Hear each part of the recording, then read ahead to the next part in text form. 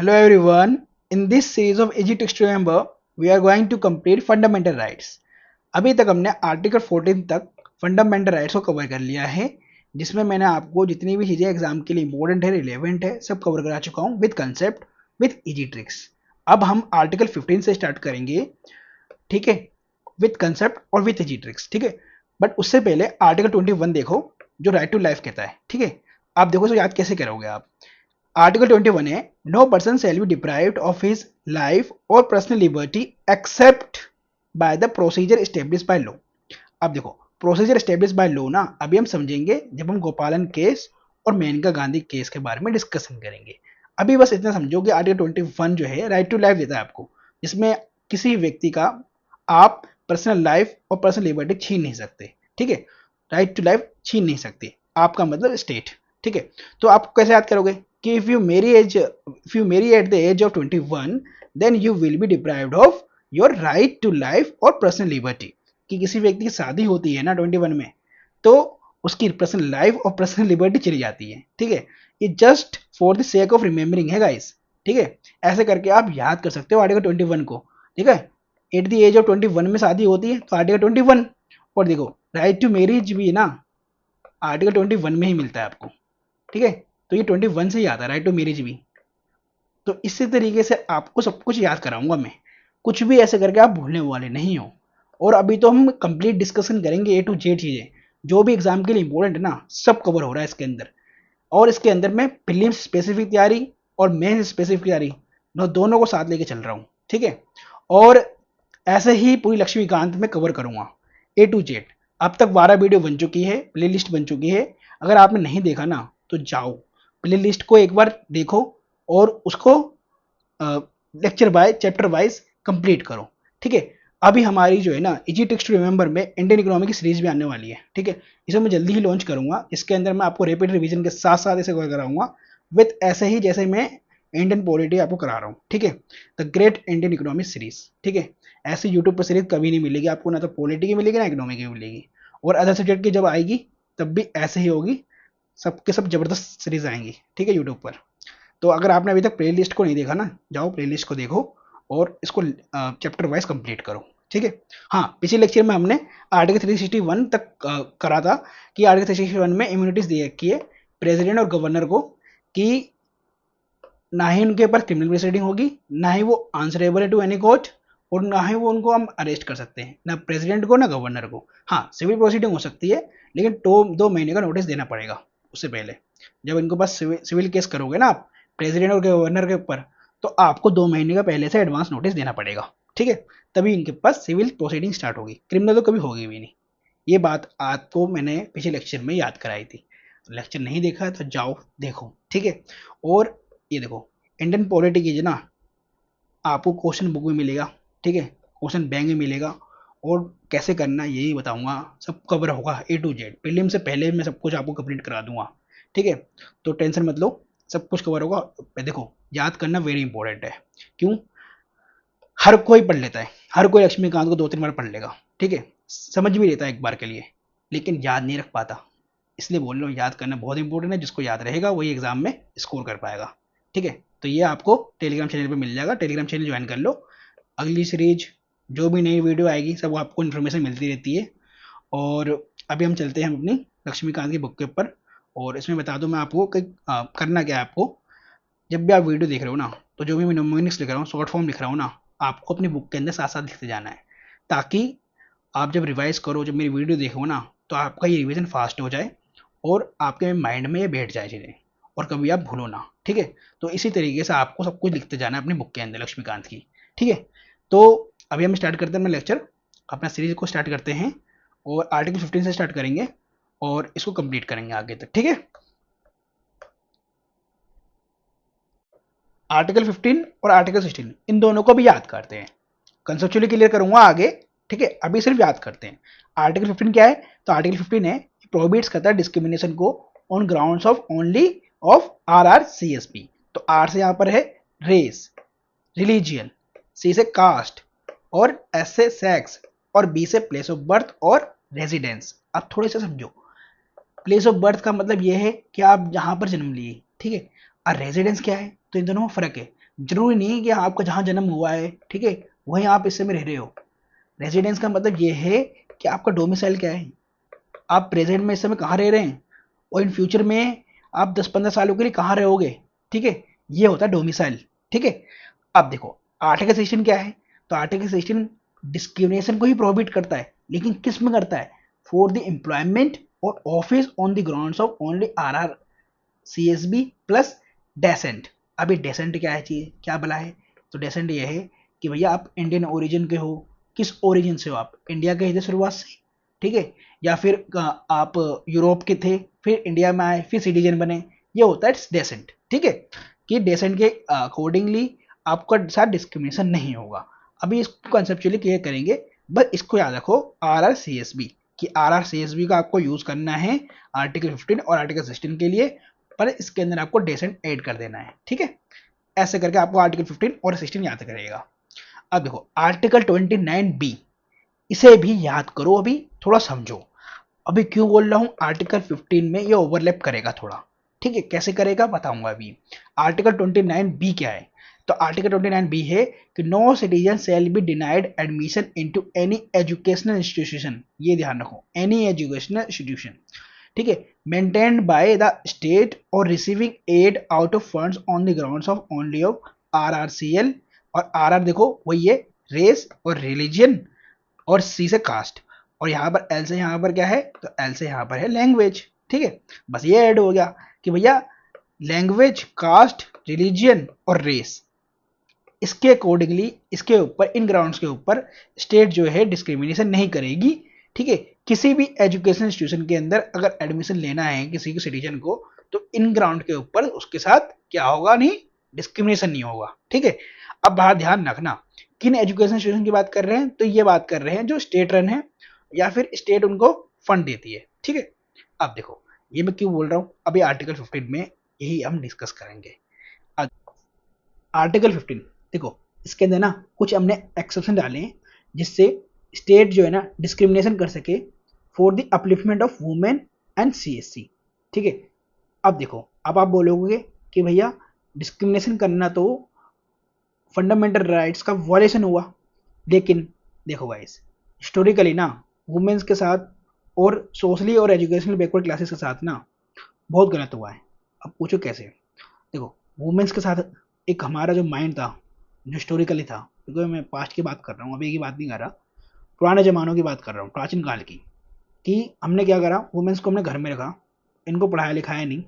मैं कुछ वुमेन्स की बात नहीं कर रहा, मैं एज अ ओवरऑल सोसाइटी की बात कर रहा हूँ, कि हमारा माइंड ये था कि वुमेन्स जो है ना घर के लिए बनी है, इनको घर में करना चाहिए काम, खाना बनाने के लिए बनी है और घर में देखभाल रखने के लिए बनी है, ना ये काम करेंगी ना ही पढ़ाई लिखाई करेंगी, ठीक है। ये सारे काम कौन करेगा, तो आदमी करेगा, ठीक है। तो ये ऐसे सोच थी पहले, तो अब चेंज हो रही है सोच, तो अब इनका जो स्टेटस है वुमेन्स का ये रह गया पीछे, ठीक है।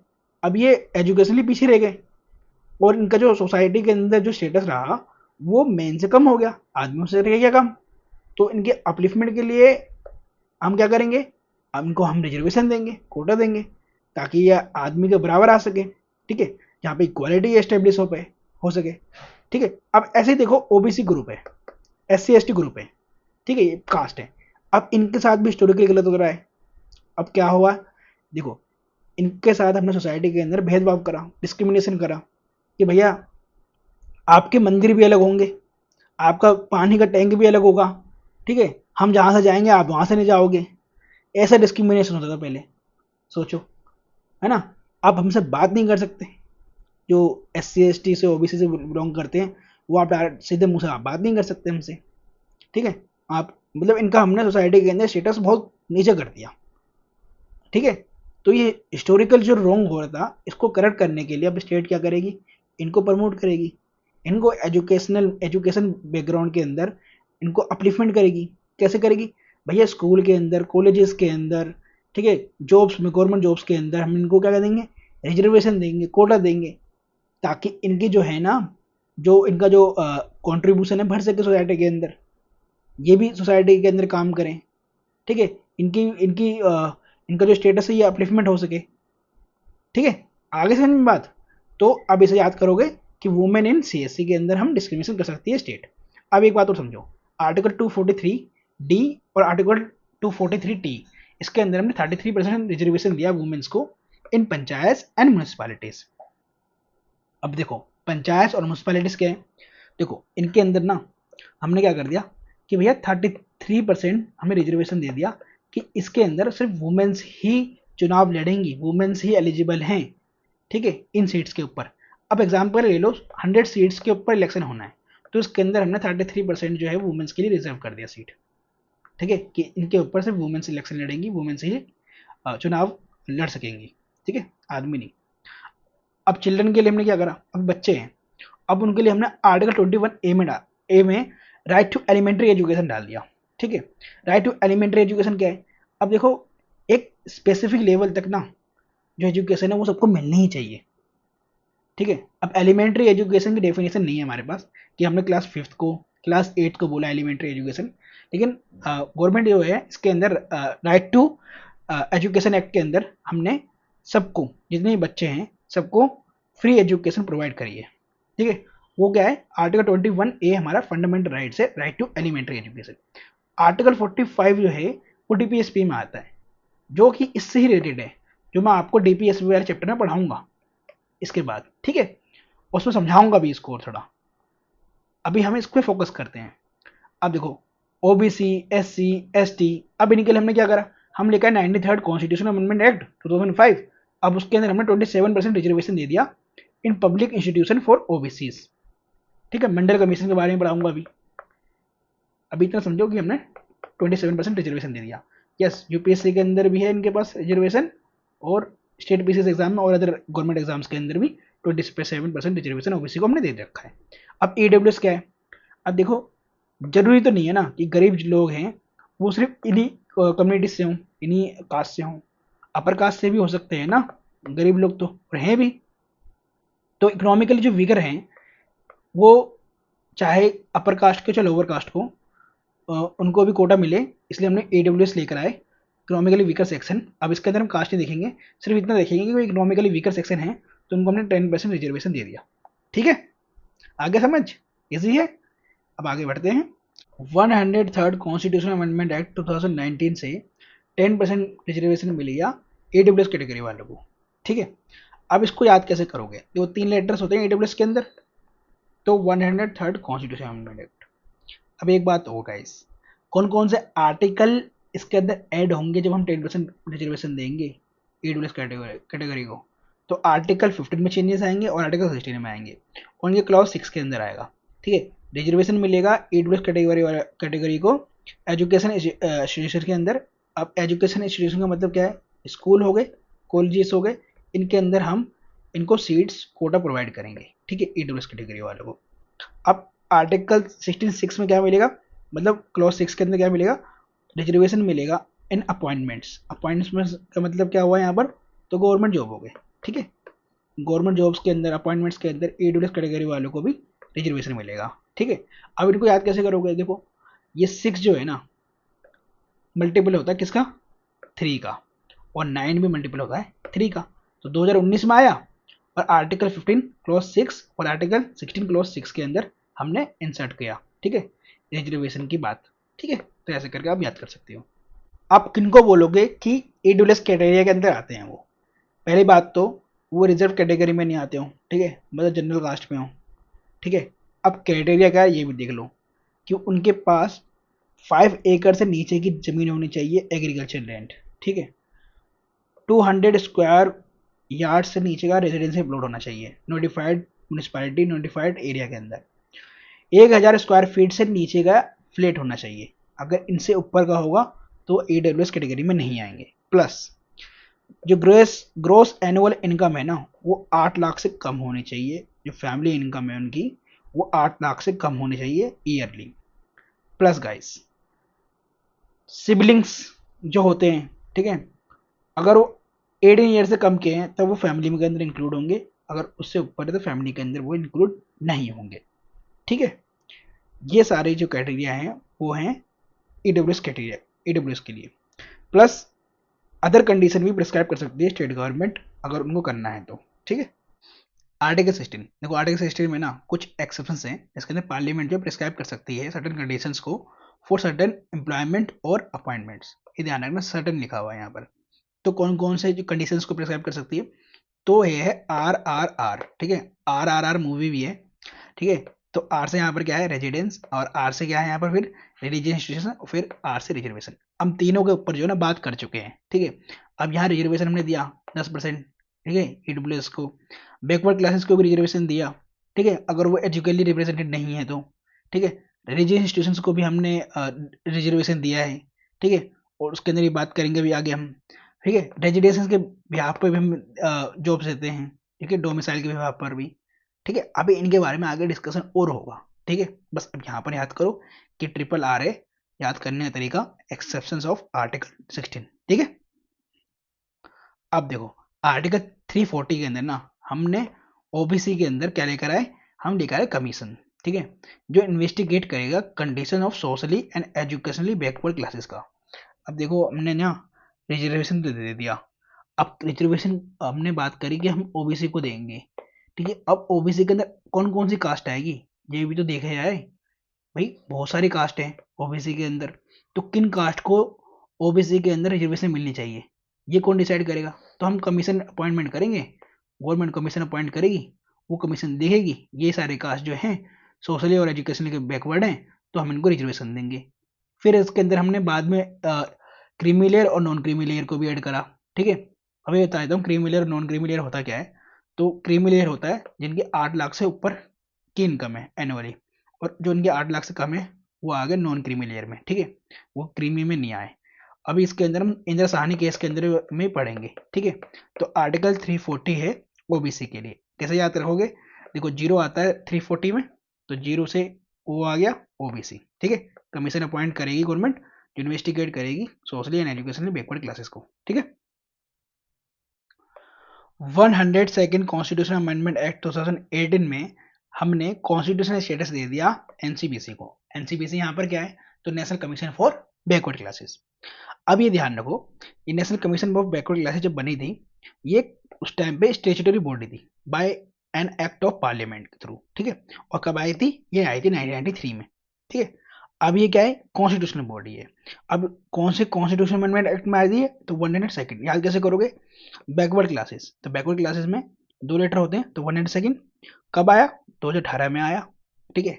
अब ये 18 जो है ना, इसे बी बना के देखो, तो ये हमने इसके अंदर एक आर्टिकल ऐड करा, ठीक है, इसके अंदर हमने बात करी कि जो नेशनल कमीशन जो है बैकवर्ड क्लासेस के लिए, वो अब कॉन्स्टिट्यूशनल बॉडी होगी, ठीक है। तो commissions appointed to investigate the conditions of socially and educationally backward classes, तो उसको याद करोगे कैसे, काका मंडल, ठीक है। जो कमीशंस बनी जो इन्वेस्टिगेट करेगी कि भैया सोशली और एजुकेशनली बैकवर्ड क्लासेस कौन कौन सी होगी, तो वो है काका मंडल, ठीक है। तो काका केलकर जो कमेटी बनी थी वो बनी थी 1953 में, और ये अपॉइंट हुई थी बाय द प्रेसिडेंशियल ऑर्डर, ठीक है। और जो बीपी मंडल कमीशन बनी वो बनी 1979 में, और लेकिन इसको अपॉइंट किया था मोरारजी देसाई ने, जो कि प्राइम मिनिस्टर थे, ठीक है। मंडल केस और इंदिरा सहानी केस 1992, देखो इस केस का वर्डिक्ट क्या आया था, तो इसने रिजेक्ट कर दिया था 10% reservation for the EWS reservation, but upheld किया था इन्हें 27% reservation for the OBC with certain conditions. अब ये ध्यान रखना, वो कंडीशन क्या थी, पीएससी, ठीक है। तो इन कंडीशन के बिहाफ के ऊपर ओबीसी को 27% रिजर्वेशन मिलेगा, और जो 10% रिजर्वेशन हमने बोला था ईडब्ल्यूएस को देंगे, वो हो गया सुप्रीम कोर्ट के द्वारा कैंसिल। फिर हमने 2019 में जाकर ईडब्ल्यूएस को रिजर्वेशन दिया, ये हम बात कर चुके हैं, ठीक है। अब देखो जो भी रिजर्वेशन की बात हो रही है किसके लिए, गवर्नमेंट जॉब्स के लिए, ठीक है। ये आर्टिकल 16 क्लॉज 4 में आता है, ठीक है, ये भी आपको ध्यान रखना है। और कंडीशन क्या क्या है, ये देखो, no reservation in promotions, promotions में आपको रिजर्वेशन नहीं मिलेगा। अगर आपको गवर्नमेंट जॉब में मिल रहा है ना, ठीक है, मिल गया, अपॉइंटमेंट मिल गया, ठीक है। अब बात करोगे प्रमोशंस की, ठीक है। अब प्रमोशंस में आपको नहीं मिलेगा इसके लिए, इसके बिहाफ के ऊपर, ठीक है। अब बात देखो इसके आगे भी ना प्रमोशंस के ऊपर भी मिलता है, ठीक है, वो SC ST को मिलता है, उसकी बात हम आगे करेंगे। अभी ओबीसी को इसके अंदर कोई रिजर्वेशन नहीं मिलेगा प्रमोशन में। ऐसे यहाँ पर क्या है, स्टेचुटरी बॉडी, उस समय क्या कहा कि भैया जो national commission for backward classes है, ये क्या होगी, एक स्टेचुटरी बॉडी होगी, ठीक है। अब ये बन गया क्या, कॉन्स्टिट्यूशनल बॉडी, ये भी हमने डिस्कस कर लिया। अब सी देखो बहुत इंपॉर्टेंट है, हमने कैप डाल दिया इसके अंदर कि भाई टोटल रिजर्वेशन जो होगा, टोटल कोटा जो होगा रिजर्वेशन का, वो 50% से ऊपर नहीं जाना चाहिए। मतलब जो रिजर्व कैटेगरी है ओबीसी एससी एसटी इन सबको मिला के 50% रिजर्वेशन होना चाहिए, और 50% जो बचा हुआ है वो जनरल के लिए होना चाहिए, ठीक है। और हमने फिर क्रीमी लेयर इंट्रोड्यूस कर दिया ओबीसी के अंदर कि क्रीमी लेयर को हम एक्सक्लूड कर देंगे फ्रॉम रिजर्वेशन, और कैरी फॉरवर्ड रूल लेकर आएंगे, जैसे कि ये वॉलेट नहीं करना चाहिए 50% रिजर्वेशन को। और कैरी फॉरवर्ड रूल क्या होगा, कैरी फॉरवर्ड रूल ये होगा जैसे कि इस बार 2024 के अंदर यूपीएससी के अंदर 50% रिजर्वेशन देना था, ठीक है, बट 50% कैंडिडेट रिजर्व कैटेगरी से नहीं आए, ठीक है, समझ लो 5% रह गए, 45% ही आ पाए, तो ये 5% ना कैरी फॉरवर्ड हो जाएगा नेक्स्ट ईयर के लिए 25 के लिए। बट जो नेक्स्ट ईयर 25 आएगा ना, उसके अंदर हम ये 50% जो रिजर्व कैटेगरी है ना, इसको वॉल्यूशन नहीं करेंगे। इसके अंदर 2025 के अंदर हम जनरल वालों को 50% देंगे, प्लस ये 5% इस 50% के अंदर ऐड कर देंगे जो रिजर्व कैटेगरी वाला था, ठीक है।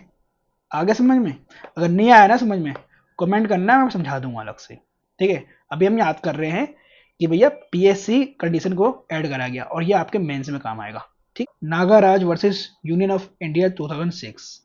अब देखो इस केस में सुप्रीम कोर्ट ने अपहेल्ड किया कॉन्स्टिट्यूशनल वैलिडिटी को, किसकी, for the SC ST reservation, ठीक है। अब इसके अंदर सुप्रीम कोर्ट ने ये बोला कि आप एससी एसटी को प्रमोशंस के अंदर भी रिजर्वेशन दे सकते हो, बट आपको 3 कंडीशन ध्यान देनी है, और वो 3 कंडीशन ये है, ठीक है। और एक बात हो, जब आप ये रिजर्वेशन दोगे एससी एसटी को, तो आपको वॉलिड नहीं करना 50% रूल को, और क्रीमी लेयर बाहर रहेंगे ओबीसी कैटेगरी में, ठीक है। अब ये 3 कंडीशन क्या है, तो आर से है यहाँ पर कि उनका जो है ना इनएडुकेट रिप्रेजेंटेशन होना चाहिए। अगर एजुकेट रिप्रेजेंटेशन होगा तो आप रिजर्वेशन नहीं दोगे, वो इनएडुकेट होना चाहिए, ठीक है। प्लस ए से यहाँ पर क्या है, एडमिनिस्ट्रेटिव एफिशिएंसी। आप ये ध्यान रखना, जब आप रिजर्वेशन दोगे, ये गवर्नमेंट को बोला है सुप्रीम कोर्ट ने कि अगर आप रिजर्वेशन दोगे ना, तो आपको ये ध्यान रखना पड़ेगा कि एडमिनिस्ट्रेटिव एफिशिएंसी बिगड़नी नहीं चाहिए। अगर ये अफेक्ट होगी तो आप देखो रिजर्वेशन वहां पर नहीं देना, ठीक है। क्यों से यहाँ पर है, क्वांटिफाइबल डाटा होना चाहिए उनकी बैकवर्डनेस का, किनकी बैकवर्डनेस का, एससी और एसटी का। तो ये ध्यान रखना, नागाराज जो केस है, Nagaraj versus union of India case, ये एससी एसटी के रिजर्वेशन से है, ठीक है, मतलब इनके रिगार्डिंग है। और जो इंदिरा सहानी और मंडल केस है वो किसके लिए है, ओबीसी के लिए है, ठीक है। ये आपके काम आएगा मेंस और प्रीलिम्स दोनों में। Article 18 abolition of titles. अब आर्टिकल 18 के अंदर हमने टाइटल को एबोलिश कर दिया। अभी टाइटल होते क्या थे, ये हेरिडेटरी टाइटल्स होते हैं, जैसे कि राजा महाराजाओं वाला रूल, ठीक है, नाम के आगे राजा लगा देना, राजाओं बनारस, ठीक है, नवाब लगा देना कि नवाब लखनऊ। तो ऐसे तो राइट टू इक्वालिटी वायलेट हो रही है, तो इसलिए हमने आर्टिकल 18 के अंदर एबोलिशन ऑफ टाइटल्स कर दिया, ठीक है, कि हम किसी भी तरह के टाइटल्स को एबोलिश करते हम नहीं मानते उनको, ठीक है। इससे क्या हो रहा है, भेदभाव हो रहा है लोगों के बीच में। अब इसको याद कैसे करोगे, तो आप आर्टिकल 18 के आगे ना PHAS लिख दो, और जैसे मैंने ये हाईलाइट कर रखी है ना चीजें, ऐसे ही आप हाईलाइट कर लो इनके नाम के आगे, ठीक है। अब देखो कैसे याद करोगे, ये जो है ना आर्टिकल 18 बोलता है कि अगर आपको कोई फॉरेन स्टेट आपको सर का टाइटल दे रहा है, जैसे नाइटहुड दे रहा है, तो आपको पहले प्रेसिडेंट का कंसेंट चाहिए, तब आप जाकर टाइटल ले सकते हो, ठीक है।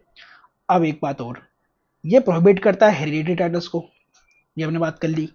ऐसे यहाँ पर क्या है, वही कोई फॉरेन स्टेट आपको टाइटल दे रहा है, यही वाली बात है, तो आप नहीं ले सकते, ये प्रोहिबिट करता है, ठीक है। यहाँ पर क्या बात करिए, यहाँ बात करिए कंसेंट की, कि आप तभी ले सकते हो जब आपको कंसेंट मिल जाए प्रेसिडेंट का, और यहाँ पर मना ही कर दिया गया है कि नहीं, आप नहीं ले सकते कोई भी टाइटल फ्रॉम एनी स्टेट, ठीक है, सिटीजन ऑफ इंडिया। अब ऐसे यहाँ पर क्या है कि प्रोहिबिट करता है स्टेट को फ्रॉम कन्फरिंग एनी टाइटल, कि भैया आप किसी को भी ना टाइटल नहीं दो, ठीक है। कोई भी स्टेट है, चाहे वो स्टेट गवर्नमेंट हो, चाहे वो सेंट्रल गवर्नमेंट हो, चाहे कोई एग्जीक्यूटिव ऑफिसर हो, ठीक है, आप किसी को भी जो है टाइटल नहीं दोगे, ठीक है। टाइटल देने से क्या हो रहा है, भेदभाव हो रहा है, डिस्क्रिमिनेशन हो रहा है लोगों में। तो ऐसे करके आप आर्टिकल 18 याद कर सकते हो, और ऐसे करके आप कहीं भूलोगे भी नहीं, ठीक है। अब देखो आर्टिकल 19 आपको कैसे याद रखना है, बस आपको आर्टिकल 19 के आगे ना बस समर्प लिख दो, बस आपको आर्टिकल 19 हमेशा याद रहेगा, ठीक है, SAAMRP, और इससे आपको आर्टिकल 19 हमेशा याद रहेगा। तो 6 राइट्स होते हैं ये आर्टिकल 19 के अंदर, ठीक है, राइट टू फ्रीडम वाले। और एक बात और गाइस, इंपॉर्टेंट चीज़ है, आर्टिकल 17 हमने अभी डिस्कस नहीं किया है, अभी इसको हम आगे डिस्कस करेंगे। इंपॉर्टेंट आर्टिकल है और इसको आगे मैं सेपरेट डिस्कस करना चाहता हूँ उसको। अब देखो आर्टिकल 19 कैसे याद रखोगे, तो इधर देखो आपको ये ध्यान रखना है, बस ऐसे करके आप अपनी कॉपी के अंदर लिख लो या बुक के अंदर लिख लो। कैसे लिखोगे, देखो आर्टिकल 19 क्लॉज 1 जो है वो बात करता है स्पीच एंड एक्सप्रेशन की, सेकंड वाला बात करता है राइट टू असेंबल की, ठीक है, असेंबल की, असेंबली आप बना सकते हो।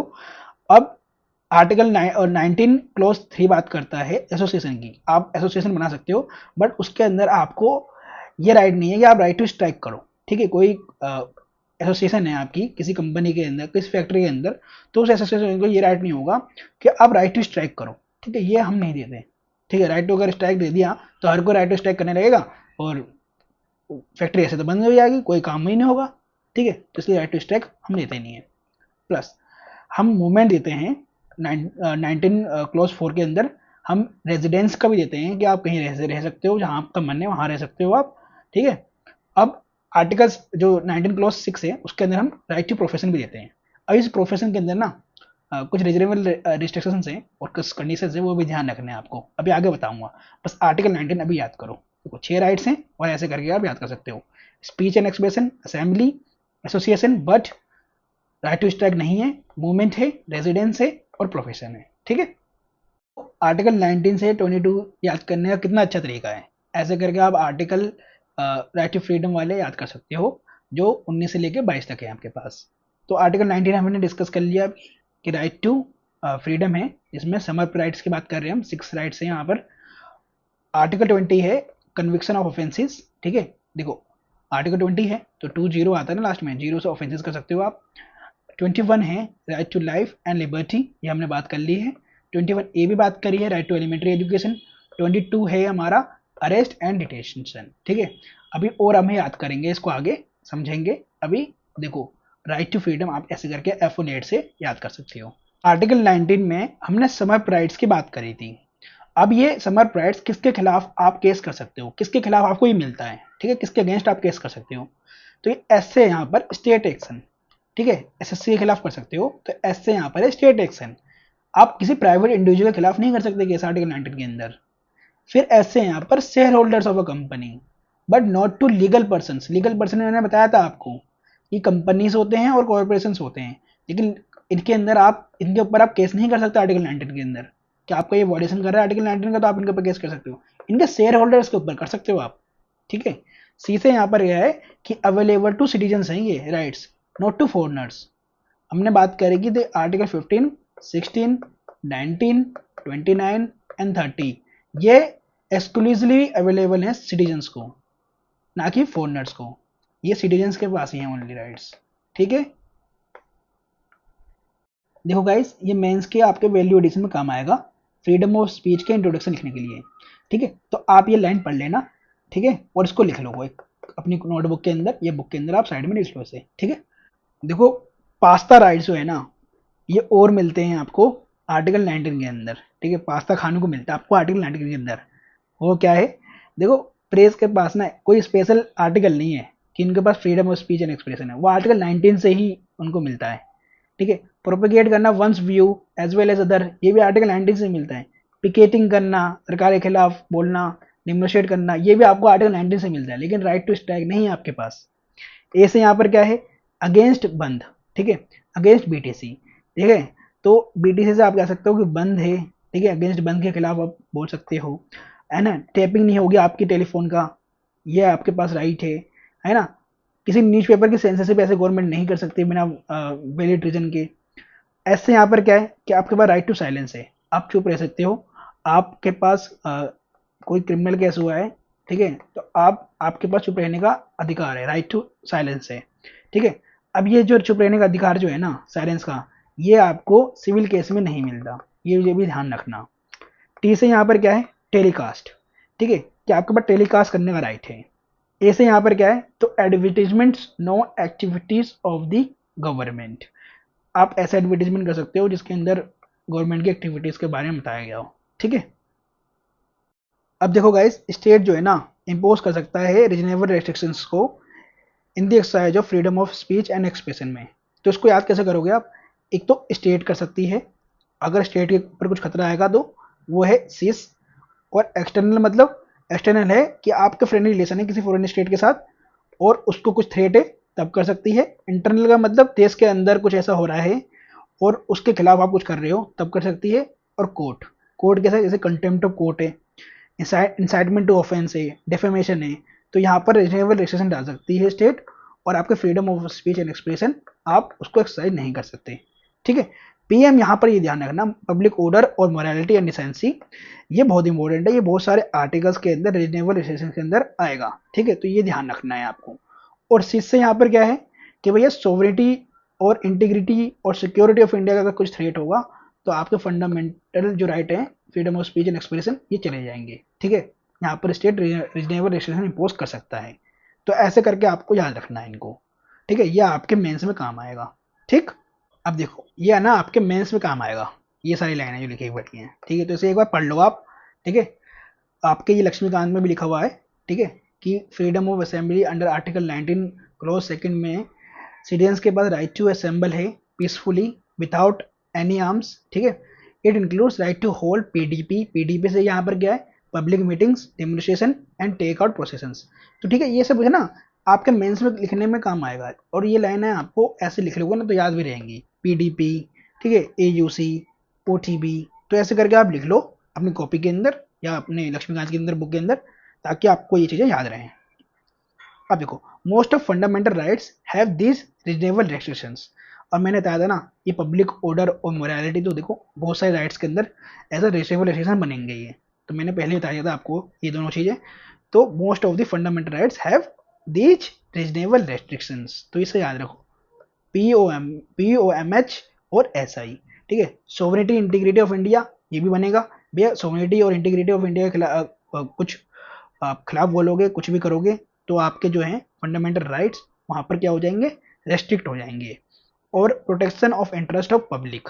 ठीक है, पब्लिक में कैसे, पब्लिक ऑर्डर आप ओबे नहीं कर रहे, मोरालिटी है ना, हेल्थ है, इन सबको कुछ खतरा है। मोरालिटी का मतलब मैं आपको बताऊंगा अभी आगे। ठीक है, अगर ऐसा कुछ हो रहा है तो आपके जो फंडामेंटल राइट्स हैं वो रेस्ट्रिक्ट हो जाएंगे। ठीक है, तो ये है इसके रीजनेबल रेस्ट्रिक्शन याद करने का तरीका। ठीक है, अब देखो reasonable restriction on freedom of assembly association. अभी देखो हम पीओएमएच ऐसा याद कर लिया। अब इसके और भी हैं, जैसे सेक्शन 144 लगाते हैं अंडर द सीआरपीसी। ठीक है, सेक्शन 141 लगाती है अंडर आईपीसी, है ना। और ऐसे हेल्ड करता है कि नो राइट टू स्ट्राइक भी है आपके पास, कि मतलब कोई राइट नहीं है आपके पास स्ट्राइक का। तो सेक्शन 144 क्या कहता है, ये कहता है कि डिस्ट्रिक्ट मजिस्ट्रेट जो है ना रिस्ट्रिक्ट कर सकती है, रिस्ट्रेन कर सकती है असेंबली को कि भैया आप एक जगह इकट्ठा नहीं हो सकते अगर कोई डेंजर है टू ह्यूमन लाइफ। ठीक है, और सुप्रीम कोर्ट ने तो हेल्ड करा ही है कि ट्रेड यूनियंस के पास कोई राइट नहीं है राइट टू स्ट्राइक करने का। ठीक है, तो धारा 144 तो आप पढ़ते भी हो, धारा 144 लग गई जगह पर। ठीक है, तो वहाँ पर 5 जने से ज़्यादा खड़े नहीं हो सकते, रह नहीं सकते। ठीक है, आपको घर में रहना पड़ता है। तो आपके जो राइट टू फ्रीडम है वो क्या हो जाती है, रेस्ट्रिक्ट हो जाती है इसके अंदर, सेक्शन 144 लगते ही साथ ही। ठीक है, ये कर सकता है तो डिस्ट्रिक्ट मजिस्ट्रेट कर सकता है। ठीक है, अब देखो रीजनेबल एक्सेशन के अंदर 141 भी बात करी थी। और ये 141 जो है ना, ये ध्यान रखना इन दोनों के अंदर डिफरेंस, ये आईपीसी में आता है इंडियन प्रोसीजर कोड में, और जो 144 आता है ये सीआरपीसी में आता है क्रिमिनल प्रोसीजर कोड के अंदर। ठीक है, इन दोनों के बीच में ये डिफरेंस है। एक वीडियो वायरल हुई थी लॉकडाउन के टाइम पे जिसमें एक डिस्ट्रिक्ट मजिस्ट्रेट थे, है ना, एक कलेक्टर थे, उन्होंने स्टूडेंट से पूछा था कि 144 और 141 में डिफरेंस बताओ। तो अगर आपने यहाँ अगर वो बच्चे अगर ये पढ़ रखे होते ना फंडामेंटल राइट वाले चैप्टर को तो बहुत अच्छे से जवाब देते हैं इनको, बहुत अच्छे से। ठीक है, तो 141 में क्या है, ये आईपीसी में आता है इंडियन प्रोसीजर कोड में, और ये आता है सीआरपीसी में। तो पहले तो डिफरेंस ये हो गया। 141 ये कहता है कि assembly of 5 more person becomes unlawful if the object is to रोमिट। रोमिट क्या है, आर से resist the execution of any law और लीगल प्रोसेस। उसे क्या है, फोर्सिबली ऑक्यूपाई द प्रॉपर्टी, किसी का आपने प्रॉपर्टी को ऑक्यूपाई कर लिया है फोर्सफुली, तब लग जाएगा 141। एम से यहाँ पर क्या है, कमिट एनी मिसचिफ और क्रिमिनल ट्रेसपास। आई से यहाँ पर क्या है, force someone to do an illegal act. T से यहाँ पर क्या है, threaten the government officials exercising lawful powers. ठीक है, थ्रेटन करना गवर्नमेंट ऑफिशियल्स को अगर वो लॉफुल पावर्स को यूज कर रहे हैं तो इन सब चीज़ों में जो है सेक्शन 141 लगेगा, ठीक है। और 144 मैंने आपको बता दिया है कि डिस्ट्रिक्ट मजिस्ट्रेट जो है रेस्ट्रिक्ट कर सकता है असेंबली को अगर कोई डेंजर है ह्यूमन लाइफ को, ठीक है। तो 141 144 के अंदर आप डिफरेंस जान चुके हो और ये आपके मेंस में बहुत ज्यादा काम आने वाला है। Reasonable restriction on the freedom of profession. अब प्रोफेशन ना वर्ड बहुत इंपॉर्टेंट है यहाँ पर। प्रोफेशन होता क्या है, जैसे कि सोचो, एग्जाम्पल लो, आपके पापा डॉक्टर हैं, ठीक है। डॉक्टर हैं आपके पापा और आपने क्या करा, आपके अपने पापा के साथ डेली क्लिनिक जाने लगे और अपने पापा से थोड़ा बहुत काम सीखने लगे, इंजेक्शन वगैरह लगाना सीख गए, मेडिसिन प्रिस्क्राइब करना सीख गए, जनरल मेडिसिन, ठीक है। Under the guidance of your पापा ना, अपने पिताजी के सामने। तो प्रैक्टिस करने लगे आप धीरे धीरे। तो आपने पापा ने बोला कि ये मेडिसिन दे दो, ये बीमारी हो रही है, ये चेकअप कर दो, ऐसे करके यार इंजेक्शन लगा दो। फिर आपने कहा कि नहीं अब तो मैं अपने यहाँ हॉस्पिटल खोलूंगा, मैं तो सीख गया काम, ठीक है, मैं तो डॉक्टर बन गया। तो क्या आप डॉक्टर रियली में बन गए क्या? हैं? आप कोई हॉस्पिटल खोल सकते हो, ओपन कर सकते हो? नहीं कर सकते ना। उसके लिए मिनिमम क्वालिफिकेशन चाहिए, मिनिमम डिग्री चाहिए, मिनिमम मेडिकल सर्टिफिकेट चाहिए एमबीबीएस का, तभी आप जाके जनरल मेडिसिन प्रिस्क्राइब कर सकते हो। तो ये सारे रीजनेबल रेस्ट्रिक्शंस हैं कि प्रिस्क्राइब करना qualification, minimum qualification for the technical and professional degrees, jobs, है ना। तो जैसे इंजीनियर है तो इंजीनियर ऐसे छोटे बन जाते हैं, उसके लिए मिनिमम क्वालिफिकेशन प्रिस्क्राइब है गवर्नमेंट द्वारा, ठीक है। डॉक्टर के लिए आपके पास डॉक्टर का मेडिकल सर्टिफिकेट होना चाहिए, डिग्री होनी चाहिए, तभी आप डॉक्टर बनते हो, ऐसे थोड़ी ना बन जाते। फिर प्रैक्टिस भी करनी होती है उसके लिए अलग से। आर से यहाँ पर क्या है, तो रेगुलेट करना थ्रू लाइसेंसिंग। अब लाइसेंसिंग को क्या लाइसेंसिंग का क्या रेगुलेट करोगे? जैसे कि कोई पर्सन ए है, ठीक है, अब वो ऐसे ड्रग्स बेचता है जो हार्मफुल ड्रग्स हैं, है ना, एक्सप्लोसिव बेच रहा है जो हार्मफुल है, तो उसके लिए उसको लाइसेंस चाहिए, परमिट चाहिए, तभी वो उन सामानों को बेच सकता है, ऐसे नहीं। अब ये आई से यहाँ पर क्या है, तो प्रोहिबिट करता है इमोरल ऑक्यूपेशन। इमोरल ऑक्यूपेशन क्या होते हैं? जैसे कि traffic in women and childrens, ठीक है, वुमेन्स को ट्रैफिक कर रहा है, ठीक है, एक जगह से दूसरी जगह पहुंचा रहा है, बेच रहा है इनको, चिल्ड्रंस को बेच रहा है बाहर मार्केट में, ऐसे ऐसे काम कर रहा है कोई व्यक्ति, तो ये इसको प्रोहिबिट करता है आर्टिकल, ठीक है। तो इसके अकॉर्डिंग ही लॉज बनाएगी स्टेट, ठीक है, और ऐसे लोगों को जेल में डालेगी। एम से यहाँ पर क्या है, तो स्टेट जो है ना मोनोपोली कर सकती है, ठीक है। जैसे कि रेलवे के अंदर गवर्नमेंट की मोनोपोली है, ठीक है, कोई बिजनेस व्यक्ति बड़े से बड़ा पैसा वाला रेलवे डिपार्टमेंट नहीं हो सकता, नहीं बना सकता, ठीक है। नया रेलवे डी का नहीं आ सकता, इंडियन रेलवे के साइड में एक प्राइवेट रेलवे लिया है, ठीक है, वहां पर स्टेट की मोनोपोली है। तो ट्रेड में, बिजनेस में, इंडस्ट्री में, सर्विस में, इन सब के अंदर क्या कर सकते हैं, state can in monopoly, monopoly के अंदर स्टेट आ सकता है, ठीक है। अब देखो गाइस, आर्टिकल 19 और 21 के अंदर डिफरेंस जानो, ठीक है। आर्टिकल 19 बात करता है राइट टू फ्रीडम को इंटरनली, और आर्टिकल 21 देता है आपको एक्सटर्नल राइट टू फ्रीडम। अब कैसे समझोगे? आर्टिकल 19 को बस से समझो कि स्कूल बस में आप ट्रेवल कर रहे हो तो आपके पास राइट है, right to move inside the country. और आर्टिकल 21 आपको देता है एक्सटर्नल का, right to move outside the country, ठीक है। मेनका गांधी केस इसी आर्टिकल के ऊपर हुआ था, ठीक है। मेनका गांधी का केस अभी आगे बताऊंगा मैं आपको, ठीक है। इसके अंदर यहाँ पर मेनका केस, ठीक है, ये आर्टिकल 21 के अंदर आता है कि आप बाहर विदेश घूम सकते हो, बाहर विदेश जा सकते हो, या आपको एक्सटर्नल जो राइट मिलता है राइट टू फ्रीडम वाला, ये आपको आर्टिकल 21 में मिलता है राइट टू लाइफ के अंदर। और जो इंटरनल वाला है, आप देश के अंदर कहीं भी जाओ, घूमो फिरो, ठीक है, कुछ रीजनेबल रिस्ट्रिक्शन है उनको छोड़कर आप कहीं भी घूमो फिरो, ये आपके पास इंटरनल जो राइट है वो मिलता है आर्टिकल 19 में, ठीक है। अब आर्टिकल 20 कैसे याद करोगे? तो आर्टिकल 20 में देखो जीरो आता है ना, तो जीरो से ओ बना दो इसको। तो ये प्रोटेक्शन देता है in respect of conviction of offences, ठीक है। अगर आप कोई ऑफेंस कर रहे हो तो उसके अंदर क्या प्रोटेक्शन आपको मिलती है, ये आपको आर्टिकल 20 बताता है, ठीक है। आर्टिकल 20 में जो आपको प्रोटेक्शन मिलते हैं वो मिलता है protection with no ADS. No ADS यहाँ पर क्या है, तो नो ई से यहाँ पर no ex post facto law. ये होता है कि नो रेट्रोस्पेक्टिव लॉ, कि आप रेट्रोस्पेक्टिव लॉ लेके नहीं आ सकते क्रिमिनल के लिए, ठीक है, क्रिमिनल लॉस के लिए। सिविल के लिए आप लेके आ सकते हो, टैक्स लॉस के लेके आ सकते हो, प्रिंटेड डिटेंशन में लेके आ सकते हो, ठीक है, बट क्रिमिनल में नहीं लेके आ सकते। डी से यहाँ पर है नो डबल जेपार्डी। आप एक ही सजा के लिए, किसी ने अगर एक क्राइम करा है तो उसकी सजा के लिए आप उनको डबल सजा नहीं दे सकते, ठीक है, कोर्ट उनको डबल सजा नहीं दे सकती, ठीक है। ऐसे यहाँ पर क्या है, no self incrimination with respect to DOC doc, ठीक है, उनकी सेल्फ इंक्रिमिनेशन नहीं चलेगी किसी व्यक्ति की अगर वो डॉक्यूमेंट्री एविडेंस है, ओरल एविडेंस है और क्रिमिनल प्रोसीडिंग के अंदर नहीं चलेगी। ठीक है, आपने पुलिस को आपने बोल दिया कि हाँ भाई मैंने ही क्राइम करा है, आपने मतलब जिसने क्राइम करा है उस व्यक्ति ने बोल दिया भैया सेल के अंदर, जेल के अंदर कि हाँ मैंने ही क्राइम करा है, उसने कबूल कर लिया, लेकिन कोर्ट के अंदर ये चीज वैलिड नहीं होगा। ठीक है, कोर्ट के अंदर हम ओरल एविडेंस, क्रिमिनल प्रोसीडिंग के अंदर डॉक्यूमेंट्री एविडेंस ये सब नहीं मानते। ठीक है, आर्टिकल 20 के अंदर ये आपको दे रखा है राइट। अब मैं इसका एग्जांपल देता हूँ, जैसे कि पुलिस वाले होते क्या है ना, मार मार के उस व्यक्ति को अधमरा कर देंगे और बोलेंगे भाई इतना मारूंगा ना और मारूंगा जब तक तू ये कमिट ना कर ले, जब तक ये कबूल ना कर ले तूने क्राइम करा है। फिर तो ऐसे तो उस व्यक्ति ने क्राइम भी ना कराओ, उसको भी कबूल करवा देंगे वो तो। ठीक है, तो इसलिए जो है ना ये राइट आपको मिले हुए हैं कि भैया पुलिस वाले जो है ना कुछ गलत काम ना करके, ठीक है, आपको कबूल ना करवा दें, या हाँ भाई आपसे जानबूझ के कबूल करवा दें, झूठ बोल के कबूल करवा दें कि आपने क्राइम करा है, तो ऐसे तो कोई भी फंस सकता है ना, इसलिए आपको ये राइट दे रखा है। आर्टिकल 21, देखो स्टार्टिंग में मैंने आर्टिकल 21 डिस्कस किया था, जिसमें मैंने बताया था आपको कि प्रोसीजर स्टेब्लिश बाय लॉ आपको समझाऊंगा, तो चलो समझते हैं इसको। लेकिन उससे पहले आपको गोपालन केस और मेनका गांधी केस को समझना होगा। तो सबसे पहले हम मेनका गांधी केस को डिस्कस करते हैं जो 1978 में हुआ था। तो मेनका जी जो है ना बाहर विदेश घूमने चाहती थी, बाहर विदेश जाना चाहती थी।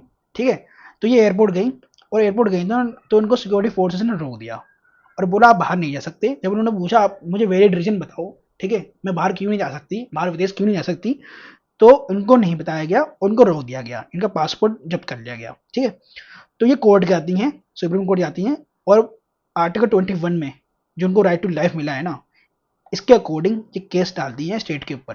ठीक है, और ये बोलती है मुझे बाहर विदेश रोका नहीं गया, जबकि आर्टिकल 21 में मेरा फंडामेंटल राइट है कि मेरा राइट टू लाइफ है, कि मैं बाहर घूम सकती हूँ, जहाँ मेरा मन है वहां मैं जा सकती हूँ, वहां जी सकती हूँ।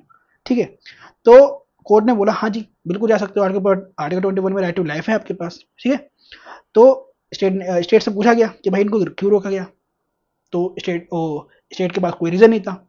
तो सुप्रीम कोर्ट ने बोला ठीक है आपने इनको रोक दिया, और ये बोल दिया कि बस आपके पास आर्बिट्री पावर है एग्जीक्यूटिव और लेजिस्लेटिव, और आप आर्बिट्री एग्जीक्यूटिव एक्शन ले रहे हो आप। ठीक है, आर्बिट्री मतलब कुछ भी, आपके पास कोई रीजन नहीं है और आप आर्बिट्री एग्जीक्यूटिव एक्शन लेकर किसी को भी रोक दे रहे हो, उसके फंडामेंटल राइट को वायलेट कर रहे हो। तो कोर्ट ने क्या करा, वहां पर फॉलो किया American due process of law को। अब ये ड्यू प्रोसेस ऑफ लॉ क्या होता है, देखो ये हमने प्रोसीजर स्टेब्लिश बाय लॉ जो लिया था हमने जापानीज का लिया था, कि जो प्रोसीजर जो हमने डाल रखे कॉन्स्टिट्यूशन के अंदर और जो पार्लियामेंट ने बनाए हैं उसके अकॉर्डिंग आप राइट्स को एंजॉय करोगे। ठीक है, अब कोर्ट ने बोला कि ठीक है आप आर्बिट्री एग्जीक्यूटिव एक्शन ले रहे हो, ठीक है, तो अब हम यूज करेंगे American due process of law को। अब ये प्रोटेक्शन देगा बोथ आर्बिट्री एग्जीक्यूटिव एक्शन के लिए भी और आर्बिट्री लेजिस्लेटिव एक्शन के लिए भी। कोर्ट पहले आर्बिट्री लेजिस्लेटिव एक्शन के खिलाफ ही वर्डिक्ट दे रही थी, एग्जीक्यूटिव एक्शन के खिलाफ नहीं दे रही थी। क्यों, हमारे यहाँ था प्रोसीजर एस्टेब्लिश बाय लॉ, अब अमेरिका में दोनों था। अमेरिका में अगर एग्जीक्यूटिव ऑफिसर हैं आर्बिट्री एक्शन ले रहे हैं तो उनके खिलाफ भी सुप्रीम कोर्ट जो है, वहाँ की कोर्ट जो है वर्डिक्ट दे रही थी कि अगर आप बिल ऑफ राइट्स को वायलेट नहीं कर सकते। और लेजिस्लेटिव एक्शन ले रही थी ऐसे आर्बिट्री स्टेट, तो वहाँ पर अमेरिकन जो कोर्ट थे वो उनके ऊपर वर्डिक्ट दे रहे थे। लेकिन इंडिया में ऐसा नहीं हो रहा था। तो इंडिया में मेनका गांधी केस होने के बाद से हमने अमेरिका से ड्यू प्रोसेस ऑफ लॉ को फॉलो कर लिया, American due process of law को फॉलो कर लिया। ठीक है, तो जो गोपालन केस जो हुआ था उसके अंदर हमने नेरो वर्डिक्ट दिया आर्टिकल 21 को, कि हमने कहा भैया आर्टिकल 21 है आपके पास, राइट टू लाइफ है, बट आप जो राइट टू लाइफ है ना वो enjoy procedure establish by law के अकॉर्डिंग करोगे। आपके पास प्रोटेक्शन है बट आर्बिट्री एक्शन जो है ओनली लेजिस्लेटिव एक्शन के खिलाफ ले सकते हो, आर्बिट्री लेजिस्लेटिव एक्शन के खिलाफ ले सकते हो, आर्बिट्री एग्जीक्यूटिव एक्शन के खिलाफ नहीं ले सकते आप। ठीक है, आप केस नहीं कर सकते एग्जीक्यूटिव एक्शन के खिलाफ। आर्बिट्री एग्जीक्यूटिव एक्शन अगर हो रहे हैं तो उसमें कोर्ट कुछ नहीं कर सकती, ये गोपालन केस में बोला गया। लेकिन मेनका गांधी केस में हमने इसको पलट दिया और मेनका गांधी केस ने कहा भैया अगर आर्बिट्री एग्जीक्यूटिव एक्शन हो चाहे लेजिस्लेटिव एक्शन हो हम आपको प्रोटेक्शन देंगे। ठीक है, ये अब आपको समझ में आ गया होगा। और इसके ऊपर ना 2023 में क्वेश्चन भी बना था, अब बताना कौन सा क्वेश्चन बना था। ठीक है, ड्यू प्रोसेस ऑफ लॉ का क्वेश्चन था वो। तो पीएल क्या है यहाँ पर, प्रोसीजर एस्टेब्लिश बाय लॉ, और डीपीएल यहाँ पर क्या है, ड्यू प्रोसेस ऑफ लॉ। अगर अभी भी समझ में नहीं आया ना तो आप पूछ सकते हो कमेंट करके, मैं समझाऊंगा आपको नेक्स्ट वीडियो में, थोड़ा और डीप में समझा दूंगा इसको, ठीक है। अब आर्टिकल 22 को याद करते हैं हम। देखो इसके अंदर ना प्रोटेक्शन मिलता है अगेंस्ट अरेस्ट एंड डिटेंशन को। तो आप इन दो इमेज को याद रखो, इससे आपको पता चल जाएगा कि आर्टिकल 22 है क्या। ठीक है, आर्टिकल 22 में अरेस्ट और डिटेंशन की बात करी गई है, ठीक है, अगेंस्ट के। ठीक है, कि आपको इसके अगेंस्ट क्या प्रोटेक्शन मिलता है। आर्टिकल 22, अब आपको आर्टिकल 22 में क्या राइट मिलते हैं, क्या प्रोटेक्शन मिलते हैं, ये आपको पता होना चाहिए अगेंस्ट अरेस्ट एंड डिटेंशन। ठीक है, अब एक बात को ध्यान रखना, ये जो राइट है एक एनेमी एलियन के पास नहीं होते और उस व्यक्ति के पास जो प्रिवेंटिव डिटेंशन लॉ के अंदर अरेस्ट हुआ, डिटेन हुआ है। तो कौन कौन से राइट मिलते हैं, तो आईडीपीआर प्रोटेक्शन मिलती है आपको आर्टिकल 22 के अंदर अगेंस्ट अरेस्ट एंड डिटेंशन। तो ऐसे यहाँ पर क्या है कि right to be inform on of the grounds of arrest, right to be defended by a legal practitioner.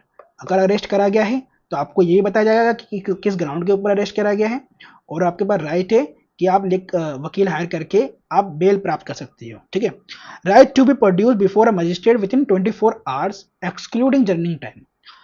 अगर आपको अरेस्ट करा गया है तो आपको ज़्यादा से ज़्यादा पुलिस स्टेशन में 24 आवर्स के लिए रख सकती है पुलिस।